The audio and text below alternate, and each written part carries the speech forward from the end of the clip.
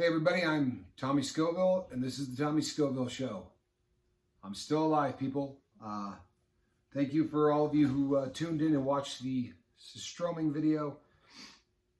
I'll tell you what, if you most people have probably seen one or two of those online before. I've seen a couple of them. I thought that the ones with my brother and Big Al and the Pepper Apprentice, David Martin. Those absolutely kill me, but I always thought, it can't be that bad. Folks, there is no way to just do justice to how foul that is. Honestly, that is just the grossest thing in the entire world. However, a whole bunch of people have come over and subscribed to the channel, and the message is growing and getting out. People have no fear. I will not be doing this on a regular basis. I do think, however, that I may dedicate a show now and then just to laughing, because laughter is the best medicine. There's no getting around it. It really is. It's a fantastic thing to be able to laugh. It's a really fantastic thing to be able to laugh at yourself. And I'm sure that someday I'll be able to laugh at that video. Right now, not so much. Right now, I'm still a little salty at Johnny and the Spice Climber. I'm kidding. I love you all, but it was a tough thing. Folks, today I want to talk, when I was interviewing Johnny, and I think in one of the previous videos, I touched on the 12-step programs, and, I highlighted some steps that I think, personally that I have issues with. I talked about how it can be dangerous trying to make amends to people. I also talked about how, as an addict, your life revolves around you. And no one else matters. It really does just revolve around you. And one of the things that you really need to guard against, all of us as addicts, really need to guard against, when we get clean and we're no longer using, many times, for many people, myself included, your life still revolves too intensely. Everyone's life revolves around themselves, right? There's no way for it not to. It's an impossibility. However, for the addict, it's all encompassing and it's all focusing, and to the exclusion of everyone else, you are the only person that matters. And as an extension of that, getting high is the only thing that matters. When people get sober, very oftentimes, especially early on, when people get clean, when you get sober, normally you start to get your life in order more in terms of the whole process and everything going well. But when there's a real danger in the militant sobriety person. You know who I'm talking about. It becomes very, very easy for us to start looking down our nose at people who are still using. And sometimes you read in the comment section and you read things about, people who just really, they hate drugs and they hate people who use drugs. People, that's got to come to a stop. And it's something that I want to address. And I know that this is not an easy thing, especially for people who first get sober. It's sometimes very easy to look at someone and go, oh man, yeah, I hate people who are still using. And the problem is that society has done this to addicts for such a long period of time. That's what we're trying to get over here, right? What we're trying to do is everyone is in the same boat. We would like love to trump hate. We would like love to overcome all of the negativity that there is, within the whole community. How the addict is treated by the rest of the world is something that we're fighting to overcome. Don't become part of it. You understand what I'm saying? When we start to become sober, if we join the crowd of people that used to crap all over you when you were a user, then we've really missed the big picture. The 12th step, having had a spiritual awakening because of the steps, or as I like to say, because of getting sober, because we may not be working the steps, but having had a spiritual awakening, and if you don't want to call it that, call it whatever you want. Having had a rebirth, having become that new creature who does not let their life be ruled by chemicals, we wanted to take that message to people. People, I want you to think about the people who have approached you to talk to you about anything important in their life, something that they feel strongly about. Sometimes that could be Amway, right? Sometimes that could be God. Sometimes that could be anything. If you shove it down someone's throat, the old adage that you get more with sugar or honey than you do with vinegar, right? The point is this. You want somebody to look at you and say, that person is happy. If you watched the video today, my brother Johnny and I were laughing hysterically. Before we were filming, we were laughing at what we were going to endure. After we were done filming, we were laughing. We laughed for 4 hours. Couldn't get the smell off our hands. I tried rubbing alcohol. But the point is, we got so many comments from people that just said, that's the funniest thing I've ever seen. A lot of times when you get sober, you think that funny's over, right? The brain makes us believe that every fun time we ever had, right? I always had one of these in my hand. Or if every story starts with, man, we were so wasted and we did. Of course you were, because you spent 25 years of your life wasted, or 10 years of your life wasted, or 5 years of your life. So you start to tend to believe that you can't have fun, you can't laugh, you can't do anything unless you're using. And then what happens is somebody gets sober and the first thing they do is become angry, right? They become militant. I can't stand people that use. I can't be around that. Man, we got to guard by that. Truthfully, if somebody sees someone who is so happy, right? They are the happiest person that you've ever met. And they're the most positive person you've ever met. And their life is just turning out the way a life is supposed to be. They're enjoying every minute of it. Oftentimes you're going to be tempted to go up and say, what's your secret, right? You're trying to talk to somebody about God. That's a great icebreaker. And it's the same thing with sobriety, right? Instead of walking up to somebody and going, hey, I'm Tommy, and I'm a recovering addict, and I know you got a drug problem. Folks, that's not how we bring the message of sobriety and the fact that you can live a happy life to somebody. You're just going to run them off, and they're going to get that taste in their mouth of, there are so many people, you hear it all the time. I don't hang out with so-and-so since he got sober. Wow, what a kick, right? The damage to the community. We talk about the Pepper community, right? Because a lot of people here are in the Pepper community. There is a sobriety community. There is a community of people who have gotten sober and have won the battle. And they're winning the battle every day, fighting the good fight. Let's not make us look like we're angry people. You know how you look like, honestly, when that happens? You look angry or jealous that you can't continue to get high. That's not a great sales pitch for telling somebody that they can be happy in their new life. Let's try to be happy. I feel for the addict. And on the same lines, people, this is something that I really think that we all need to concentrate on. The biggest problem in society, in my opinion, when it comes to drug addiction, is it is super easy to hate cocaine and what cocaine does. It's very easy to hate heroin and what heroin does. So much so that it's the line between hating addiction, hating the drug, and hating the person who's suffering from it. People don't say he has an addiction, right? Seriously, they say he's suffering from it, right? Well, he's suffering from alcoholism, or he's suffering from this addiction. Suffering. Okay. If I said I was suffering from cancer, you wouldn't go, that weakling, right? Now, it's a disease of choice. I've said it a bunch. If you never try it, you got nothing to worry about. But once it has taken over your life, that person deserves sympathy. That person deserves empathy. And for the love of everything good, if you've been there before, right? If you've been down that road, let's make this community a positive one. Let's start right here, right now, right? With the people on this boat.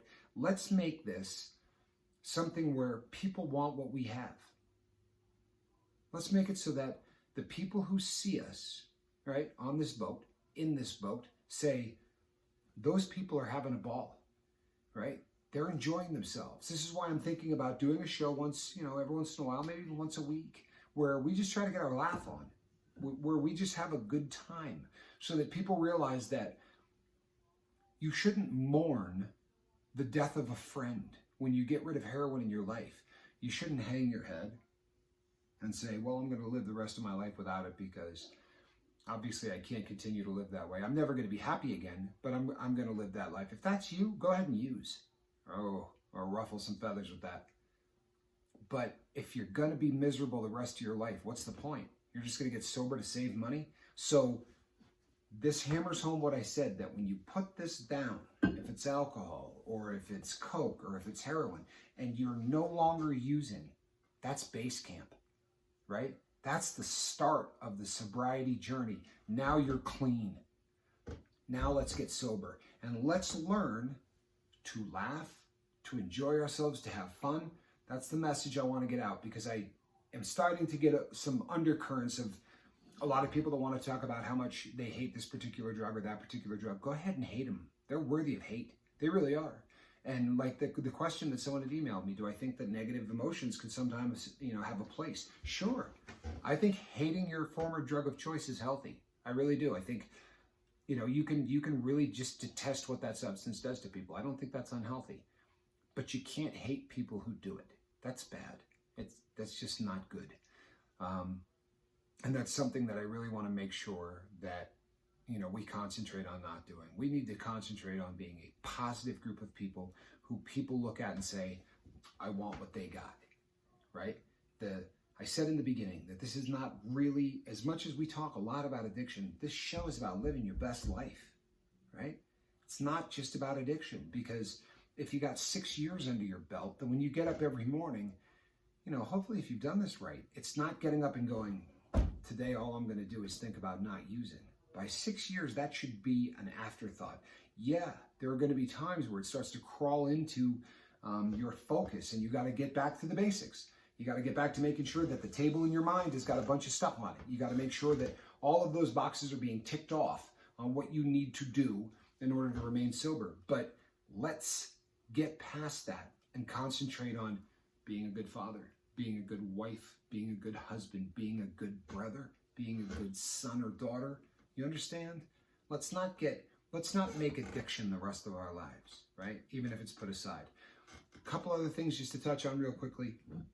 Maybe I mislabeled the show that I did that I called Labels. Think of it in terms of skin. There are people, and words mean things, right? So for so long we've said, don't label me this or label me that, and label now has a negative connotation for all eternity. I want labels. So if that word is a stumbling block for you, let's call it something else. All right? We don't need to call it labels. Let's call it characteristics, if that makes you feel better. Let's call it what people think about when somebody sees you. What do they think, right? Because that really is important. It is, whether you want to admit it or not. People say, well, I don't care what people think. Well, you ought to. You really should. I don't mean the people that judge you or this or that, but if everybody thinks you're a negative person, guess what? You're probably a negative person. So a lot of times what people think can be a report card. You don't have to be hung up on it. It doesn't have to be your entire focus of life, but you should know how people view you. You really should. And that's what I was talking about with labels. Choose what it is that you want to be. How about if we put it that way? Choose what you want to be. You want to be a great dad? You want to be a good brother? You want to be a happy person? All right. If you don't want to call them labels, don't. But don't get hung up on the verbiage. Let's not get hung up on the semantics or just the terms that we use. And let's try to dig just slightly deeper to the message. I am going to be doing a show this week where I do some question and answer. I'm not exactly sure how we're going to set it up. I know that Johnny has talked about perhaps he and I doing one live feed before he leaves, and there's a chance of that. For those of you who have commented on, the chemistry between my brother and I, and we really are twins, not born in the same year, right? There's definitely something about myself and Johnny that's like brothers, only more so, right? We really are the same people in so many ways. And thank you for commenting on it. It's so much fun being with him. I can't tell you. I mean, and after all of the time apart, it was like, you just fall right back into it. It's like being 20 again and just, hanging out with your big brother. It really hasn't changed a whole lot. So thank you for the support. For those of you who came over and hit subscribe, it means the world to me. This isn't about ego. This is not about me saying, I got 1,000 subscribers. It's about, if there's 1,000 people who are watching this show and inviting other people to this show, then we're going to reach that person. We're going to get to that one person who needs to hear what I have to say. And before I end, because I'm not going to go on a long video, but before I end, there's one more thing, and this is so ultra important. when I did my interview with Johnny, we talked about people who spend all day in a bar, or we talked about people who do this or do that. And I said, if you spend 360 days in a row in a bar, you probably need to evaluate your life. And I stand by that. I stand by that. That's a lot of time and a lot of money that you're spending to consume alcohol. And I would be concerned if that were me. Does that mean you're an alcoholic? It's not what I said. And by the way, pay really close attention because I find this super important, all right? I don't judge people here. I am never going to judge people here. If you're using today and you're watching me drunk, I don't hate you. If you're using and you're watching me today on heroin, I don't hate you. I don't. I don't hate drug addicts. I don't hate anything about it. What I hate is people who are a slave to a substance. People who can't live their best life because they are a slave to a substance. Do you understand? And there's only one person on the planet that can say if that person is a slave. I don't care if my next door neighbor is the guy, and I don't care if I'm watching him do a gram of heroin a day. He's the one that has to say I'm a slave to this. Do you understand? There are people who have asked me to make judgments about other people. There are people who have asked me to consider whether or not they are. Not my gig. And it's never going to be my gig. Do you understand? It goes against everything that I'm teaching here. And it gets back to the militant sober person. I'm not going to be the cat that says, you need to get sober. I am never going to be that person. I am never going to be that person. I hope that if you are in the life and you're concerned about being in the life, that you choose to take this journey. And I am going to do everything within my power to show you a way that you can get sober. And folks, we're a couple of weeks old on this channel.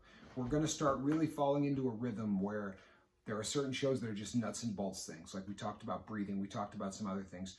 We're going to be going over, especially this week coming up, right? Starting next Monday, we're going to be going over specific attitudes. We're also going to be going over a litmus test kind of thing where there are some great indicators if you have a problem. And I'm going to point out what is considered by sort of the gold standard for whether or not, you are a user, you're, an addict or an alcoholic or whatever the case may be.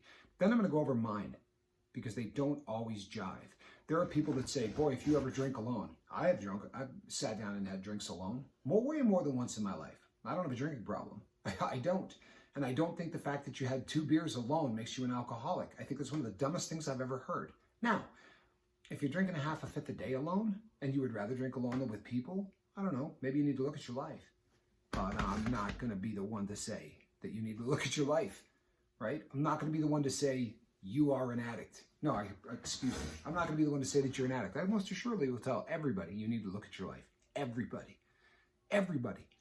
If you're using any substance in the world, and I don't care how much you're using it, it's not going to hurt you to just do a quick eval and say, am I out of control? Am I a slave to this? Can I live without it? Everybody needs to say that. They all need to look at themselves and say that. You don't have to say it to me. You don't have to say it to society. But damn, it's a pretty bad idea if you don't say it to yourself. You can BS the whole world. Who cares? But if you start lying to yourself, right, we got problems. Thank you, people. Thank you for tuning in and watching. Thank you for watching this Stroming video. Thank you for hitting subscribe. I would ask that you can tell people about this channel. Tell them that there's a positive channel out there where we're all in the same boat and no one's ever going to call you a junkie or tell you you're an alcoholic or an addict. But if you decide you might be, there's a whole bunch of people who are here and willing to help. And I've been reading the comment section, folks. I try to answer every comment if I can. A day is coming where that might be tough, but right now I can still do it. And I have seen people say, I feel like I may have a problem, and other people start popping in, giving advice and saying, I read one today. I think it might have been Hunter Haas. And if it wasn't, Hunter's a good guy and I don't feel bad bringing him up anyway, but he just said, hey, you know what? We're all here for you. We win. You understand the goal, people? That's the goal. We're all here for you, man. Ain't gonna judge you. Your best is yet to come. My best is yet to come. This boat's best is yet to come. So if you dig it, hit subscribe. Tell your friends about it. I'm going to be back tomorrow. Same bat time, same bat channel. I might have the older Scoville with me, probably for one of the last videos we do together. But if so, it is going to be, it's definitely going to be a show about the things that we do. I'd like to talk to Johnny about a couple of more things, but we'll announce that. Thank you so much for watching, people. I'm lucky. I'm so lucky. It's ridiculous. Somebody left a comment and said, I think you got more subscribers than I do now. I said, you know the key to that, and you can pay attention because this was, you want the easiest and fastest way, you know, to try to get 1,000 people in 3 weeks on a YouTube channel. The key, folks, take this to heart, is to have Johnny Scoville for your older brother. I'm not stupid. You know, I am getting ridiculously blessed because of who my brother is. It's what brings you people here. Now, if you stay here, I will be more than happy to feel good about the fact that I'm doing a show that keeps people engaged. I'd be proud of that. But I'm not stupid either. So, Johnny, I love you. And all of you who come by and have taken a chance on me based on that, I love you. I really do. Thank you so much for hanging in here. I am Tommy Scoville. This was the Tommy Scoville Show. My breath still smells like Sistroming. True story. I will talk to you tomorrow. Same bat time, same bat channel. Thanks, everyone.